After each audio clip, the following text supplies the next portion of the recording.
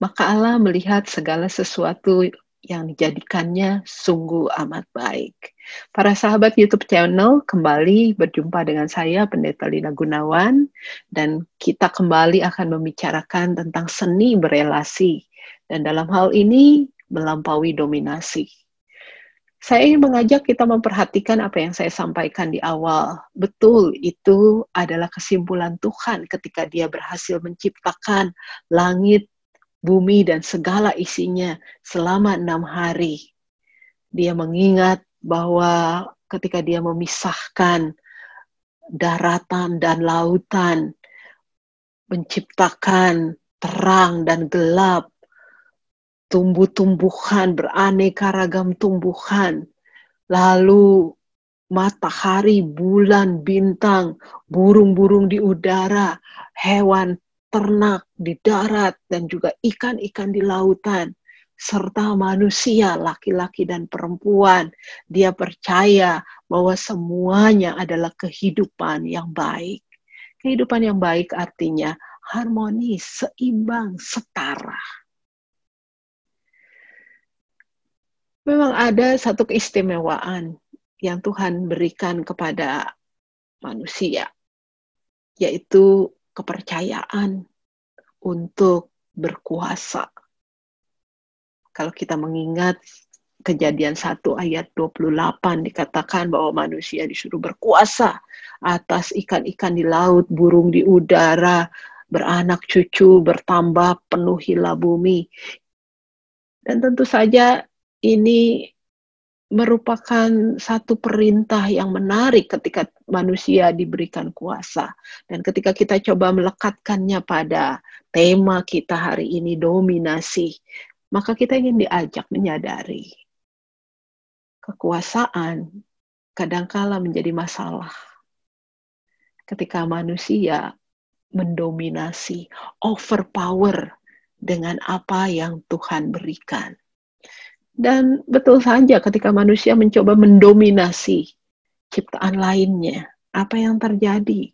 Kerusakan bumi, kerusakan alam ini. Dan kita harus akui COVID-19 adalah bagian dari ke-overpowernya manusia terhadap alam ini. Dan juga ketika manusia mendominasi, merasa lebih berkuasa, lebih hebat, lebih punya segala-galanya, lebih kaya, lebih sukses, lebih pintar daripada sesamanya. Apa yang terjadi? Yang terjadi adalah kekerasan di segala ruang kehidupan. Kekerasan dalam rumah tangga, kekerasan di tempat pekerjaan, kekerasan di sekolah dengan bullying, kekerasan di dalam masyarakat, kekerasan di dalam lembaga-lembaga termasuk lembaga agama, gereja, atau dimanapun juga. Karena itu tema kita kali ini mau mengajak kita kembali menyadari tentang kekuasaan yang kita miliki. Supaya tidak lagi mendominasi, overpower terhadap ciptaan lainnya. Maka apa yang bisa kita lakukan dalam seni berelasi? Maka pertama-tama kita ingin disadarkan, ingatlah bahwa kekuasaan yang kita miliki berasal dari Tuhan. Maka yang kita lakukan dengan kekuasaan itu sendiri adalah melakukan apa yang Tuhan kehendaki. Saya ingin mengajak kita memperhatikan dan mengingat apa yang tertulis di dalam Yesaya 58 ayat 6 dan 7. Di situ Tuhan berkata kepada bangsa Israel, berpuasa yang kau kehendaki ialah supaya engkau membuka belenggu-belenggu kelaliman, melepaskan tali-tali kuk supaya engkau memerdekakan orang yang teraniaya dan mematahkan setiap kuk, supaya engkau memecahkan rotimu bagi orang-orang yang lapar dan membawa ke rumahmu orang miskin yang tak punya rumah, dan apabila engkau melihat orang telanjang supaya engkau memberi dia pakaian dan tidak menyembunyikan diri terhadap saudaramu sendiri. Di sini Tuhan mengingatkan kalau saya dan saudara diberikan kuasa, mari kita membela mereka yang tertindas.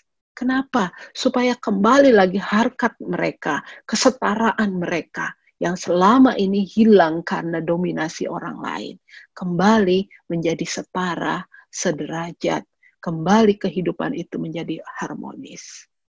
Karena itu Tuhan memerintahkan, mari bebaskan mereka dari kukuk penindasan, kekerasan, dari ketidakadilan. Hanya karena mereka miskin, hanya karena mereka berbeda karena perbedaan agama, status, gender, keadaan sosial, ekonomi, dan sebagainya. Mereka yang tertindas, belalah. Karena itu, ketika kita bicara tentang seni berelasi, saya ingin mengajak kita sesuai dengan kehendak Tuhan. Artinya, lakukanlah marah kudus. Marah kudus, iya. Marah kudus itu artinya ketika mungkin saya dan saudara-saudara pernah mengalami kekerasan atas nama apapun juga.